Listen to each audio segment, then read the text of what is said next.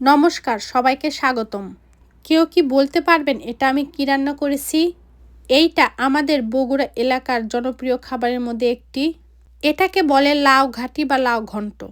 তার জন্য তো লাগবে অবশ্যই দেশি লাউ। তো দেখতে পারছেন লাউটাকে খোসা ছিল পরিষ্কার করে ধুয়ে ছোট সাইজে করে কেটে নিলাম। এইখানে আমি কার্পু মাছের মাথা নিয়েছি, আপনারা চাইলে যে কোনো মাছের মাথা নিতে পারবেন। মাছগুলোকে লবণ হলুদ ও মরিচের গুঁড়া দিয়ে মেখে রেখে দিলাম।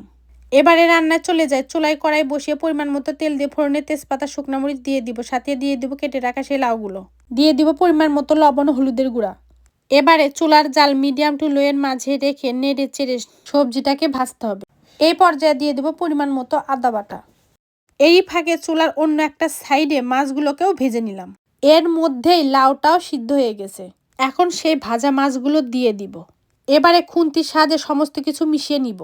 মাছের মাথাগুলো একটু ভেঙে দিব। এই পর্যায়ে দিয়ে দিব ভাজা জিরার গুঁড়া, গরম মশলার গুঁড়া আর একটু সমস্ত কিছু মিশিয়ে নামিয়ে নিব। এইটা যে কি রকম মজার তা বলে বোঝাতে পারবো না। আমার কাছে কেন জানি না এটা খুবই খুবই ভালো লাগে। একবার হলো এভাবে বাসায় বানিয়ে খেয়ে দেখবেন। সবাই সুস্থ থাকবেন, ভালো থাকবেন। নমস্কার।